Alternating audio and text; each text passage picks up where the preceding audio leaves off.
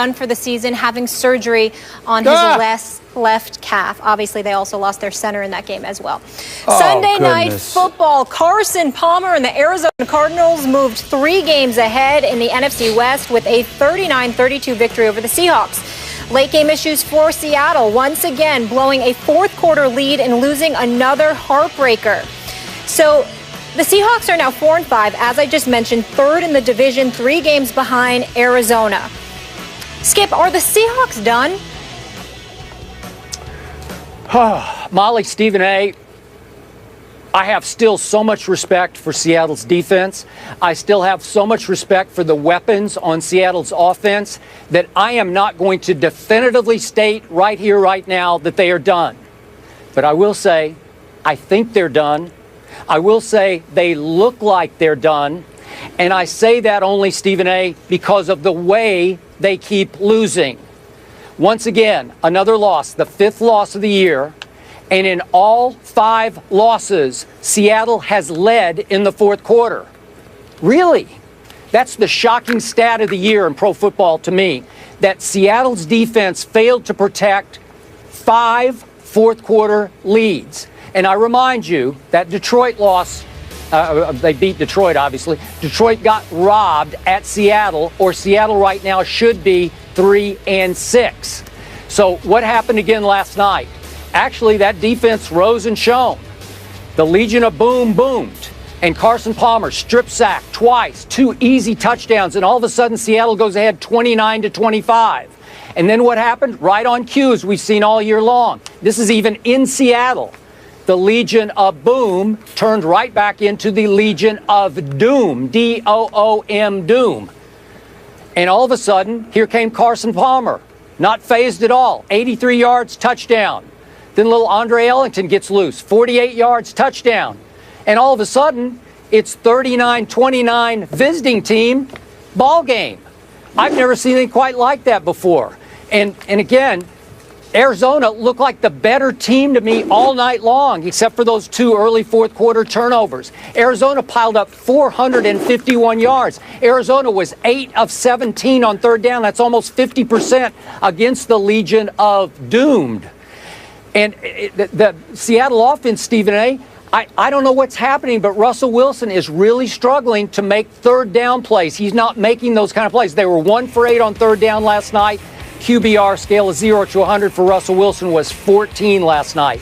So they're not getting enough playmaking from Russell Wilson, and they are not getting any playmaking late from the defense. So I will definitively state that they feel like and look like they're done.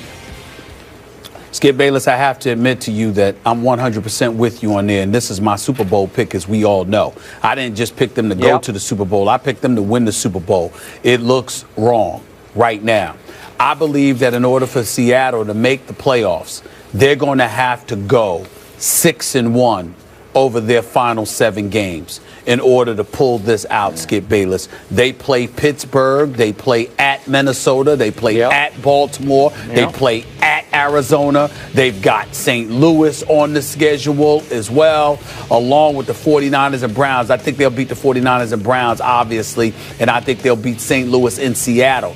But I got to bet on them beating the Steelers and winning at least 2 of those 3 road games at Arizona, at Baltimore, and I'm trying to remember the last one that I said. I got to worry about them winning 2 of those 3 games in order for them to make the playoffs. And right now, it's looking bleak. I never dreamed that the day would come where I'd see the Legion of Boom surrender 39 points. I never thought I'd see that happening. And here's the thing that's so perplexing about it, Skip. Their quickness on defense is so impressive, and they hit you too. And Avril played like a man possessed last night. He was sensational defensively. He was the one that strip sacked Carson Palmer on that first sack in the second half, stripped him, and KJ Wright picked it up and ran it to about the 2-yard line, okay? And then Wright obviously strip sacked Carson Palmer in the second go-round, and it was returned into the end zone for a touchdown. That defense, at least at intervals, was playing lights out. but I see too many communication issues. I see too much looking at one another, and I see a coach in Pete Carroll, along with their defensive coordinator, that doesn't seem to have the same level of institutional control that existed last year with Quinn and Carroll spearheading this defense. I really, really will go back by reiterating my point, Skip. That Super Bowl loss and the manner in which it took place, I think, has had such a residual impact that the impact has been devastating. Because I think that this is a team that's just, I look at their talent. Think about it, Skip, with the exception of Corey Williams on one corner.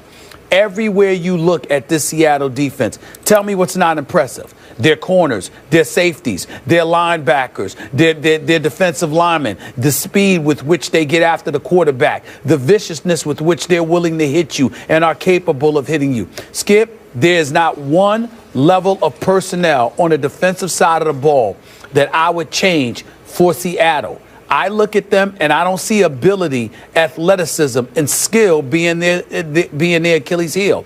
I see trust or lack thereof from one another with no leadership to look towards on the sidelines because they don't trust one another. And it started when Pete Carroll made the worst call in Super Bowl history, maybe NFL history, with the dumbest call on the planet by not giving Marshawn Lynch the football. And I contend, yet again, Skip, that his reasons for wanting to give the ball to Russell Wilson instead of Marshawn Lynch is up for grabs because you've got some people inside that locker room that feel he didn't want Marshawn Lynch to be the hero. He wanted Russell Wilson to be the hero. And it's a level of trust that is sorely lacking. On the offensive side of the ball, let's face reality. It's two problems that they have here. Basically, three. You only gave it to Marshawn Lynch 8 times. The guy averaged more than 5 yards a carry yesterday and scored a touchdown. And he was on the ball. You know you got a problem when Marshawn Lynch, beast mode, is on the sideline getting in guys' face to get them motivated to do their job. I never saw that before. Then you look at Jimmy Graham. There still seems to be something absolutely positively missing. And then last but not least, they can't protect Russell Wilson. Skip Bayless, this dude was running for his life half the game. He was running for his life. So I look at it from the perspective that they seem to be in a world of trouble. I'm going to wait another week before I decide. I expect them to beat San Francisco. But right now, just looking at them, in order to make the playoffs with Minnesota and Green Bay in the north, with Atlanta and Carolina in the south, with one of the teams having to come from the east, all right, and Arizona clearly going to be the team coming from the west, you have to go 6-1. I don't believe a 9-7 record is going to get you a wild card spot. It'll get somebody in the NFC East a division crown, but it's not going to get you the wild card spot in the NFC. You got to go at least 10-6, which means they've got to win 6 of their next 7. I'm not sure they can do it based on what I'm seeing. Maybe they'll come together because they realize their postseason aspirations are on the line. It's on the respirator. But that's what it's going to take. Because right now, Skip, I don't see ability being a problem. I see a lack of trust in a coach who betrayed their trust by making the dumbest call in Super Bowl history. That's what I see. I am very with you on all of your insight into this team that you did pick to get to the Super Bowl, win the Super Bowl. It feels like dissension is growing sort of under the surface here. And it started from that last play of the Super Bowl. There's a distrust, a mistrust of the head coach. And the new coordinator seems not to have the ability to unify the defense, to keep everybody on the same page, because I'm with you. Every other play, it seems like they're pointing fingers at each other. And I must say, Richard Sherman's not playing at quite the level he played at the last, really, 3 years, where he gives up plays every once in a while. He gave up the touchdown pass to Floyd when he bid a little bit on the underneath route, thinking that maybe he could get a quick pick. And they're all trying to make plays. They overreact occasionally. And they're not as unified on the field and off the field as they used to be. So it's starting to teeter, starting to come apart. And I agree with you looking down the schedule, even all the way to the year-ender at Arizona. I'm not sure they can win that game. In fact, I'll say they won't win that game, depending on where Arizona is in how it's clinched or not. But it's looking like Arizona is clearly superior to Seattle. And then, to your point, as you watch Minnesota emerge in the North, and then you watch Atlanta still teetering but hanging in at, 6-3 in the South? Well, these are wild card possibilities, so it's going to put a lot of pressure on Seattle to get it in big gear, to get on a roll here. And when I look down that schedule, I'm with you. There's some losable games. By the way, they have to go to Minnesota in a couple of weeks, 3 weeks. Yep. So yeah, and it'll be December the 6th out in the cold. And Pittsburgh's the week before that. I don't know. You got it. So these are hard games for a team that's not right, that's not making the plays on either offense or defense. And I agree with you. They keep putting the game all in Russell Wilson's hands because he's won so many before. He's been very clutch in the past, but it's not benefiting Marshawn at all. They're taking the game completely out of his hands for the most part and putting it in the quarterback's hands, and it doesn't feel right to me either. Well, Skip, the one thing that I want to point out, let's get back to Richard Sherman for a quick second. Skip, I don't think he's playing bad. I think he's playing pretty damn good. You're right that there are plays here and there that he seems to be giving up, but it's usually a communication. Like with the touchdown pass, he sort of cheated a little bit because one of the receivers for Arizona cut in front of him, and he saw that he was open. So he thought Carson Palmer was going to the guy in front of him instead of back of him, and he wasn't covered. So even though they gave up the touchdown, he still found himself looking around because he's like, why do I have two men in my area, that I have to cover? Where were one of you guys? And so I think when you look at Richard Sherman in terms of doing his job, he's doing his job. Here's the critique of Richard Sherman that I think we all need to point out. And Richard Sherman needs to realize this. Richard Sherman didn't just get his money because he's one of the gifted corners in the game.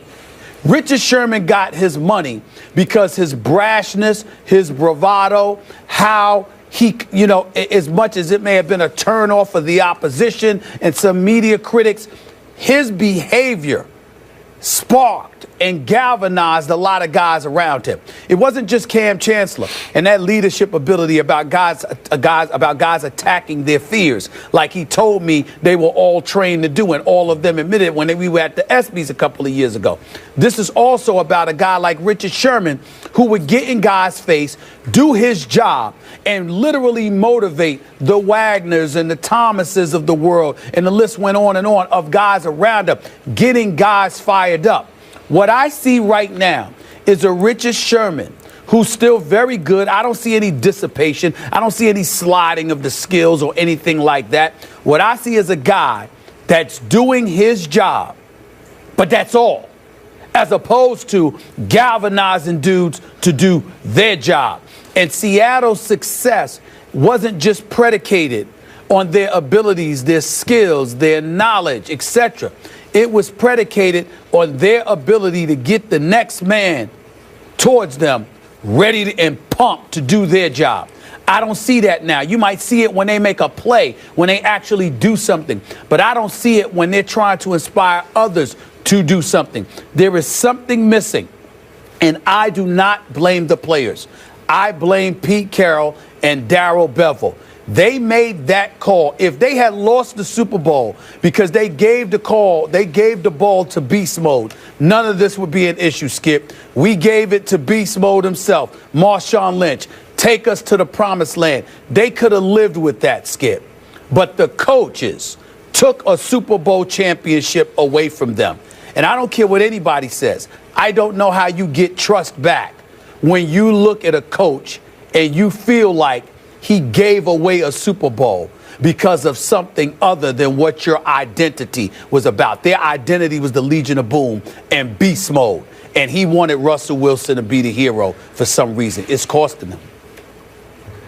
Okay, I hear you on your Richard Sherman points. Those are fair. On your last play of the Super Bowl call, I told you that the next day. I disagree with your premise on that, but where you're right is I think all those players you're talking about, especially on defense, they all agree with you. So it's a huge issue that still lingers under the surface. It's still festering under the surface for this team. So I get all that. Last quick point, Molly, just let me throw this in. We've talked about Seattle. I got to give some props to Arizona. We did not pick. Yeah. Hey, listen, we both picked Seattle to win this game.